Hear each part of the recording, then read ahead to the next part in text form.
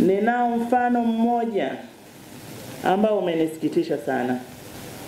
Tumesifia hapa kwamba Kagera Sugar wanalipa vizuri, wanatoa bonus, na hata shirikisho la vyama vya wafanyakazi na vyama vingine walikwenda kujifunza katika sekta binafsi kupitia Kagera Sugar.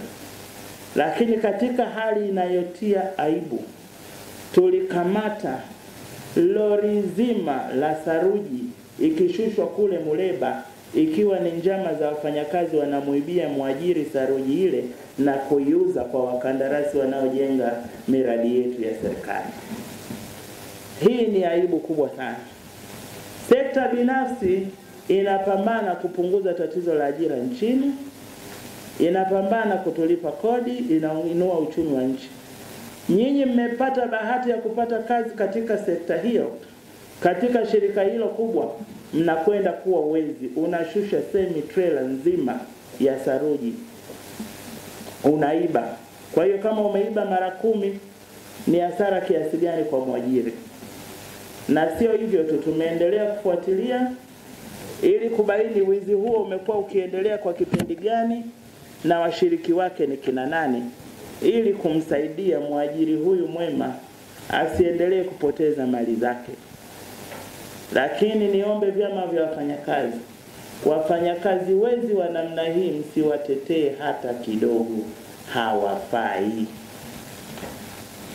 Ndugu watumishi wenzangu, swala la ulipaji wa mishahara kwa kuzingatia kima cha chini cha mshahara ni swala la kisheria na linapaswa kutekelezwa na taasisi zote za umma na binafsi. Hivyo sekta yote ile ambayo haitekelezi swala hili inavunja sheria na ni ukiukwaji mkubwa wa sheria, utawala bora na haki kwa wafanyakazi.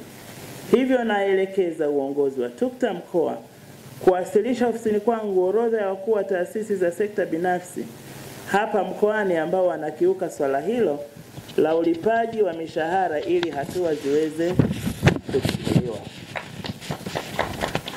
Ndugu watumishi wenzangu, ni kweli kabisa kuwa lengo la kuanzishwa kwa mifuko ya jamii nchini ni kuwawekea akiba wafanyakazi wanaotumikia nchi katika nyanja mbalimbali ili pale wanapohitimisha utumishi wao waweze kuendelea kuishi kwa raha mustarehe.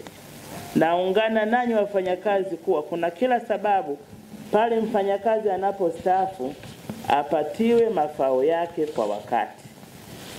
Napenda kuwajulisha kuwa serikali ya awamu ya 6 imekwisha liona hilo na tayari imekwisha toa maelekezo kwa mifuko yote ya jamii kuhakikisha wafanyakazi pale wanapostaafu wanapatiwa mafao yao kwa wakati. Nami kwa niaba ya serikali napenda kuahidi kuwa nitafuatilia kwa karibu ili mafao haya ya wafanyakazi wastaafu yaweze kulipwa kwa wakati hapa mkoani Kagera.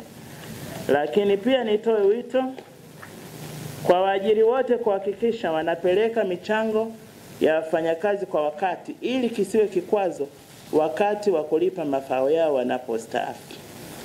Ndugu viongozi na watumishi wenzangu, katika risala yenu pia mmegusia swala la kuifanyia marekebisho sheria ya ajira na mahusiano kazini sura ya 366 marejeo ya mwaka 2019, hasa kipengele kinachohusu malipo ya kiinua mgongo ili kiinua mgongo kilipo kwa wafanyakazi wote wanapostaafu ili kupunguza hali ya ugumu wa maisha ya wafanyakazi. Nakubaliana nanyi ndugu zangu wafanyakazi katika hoja hiyo.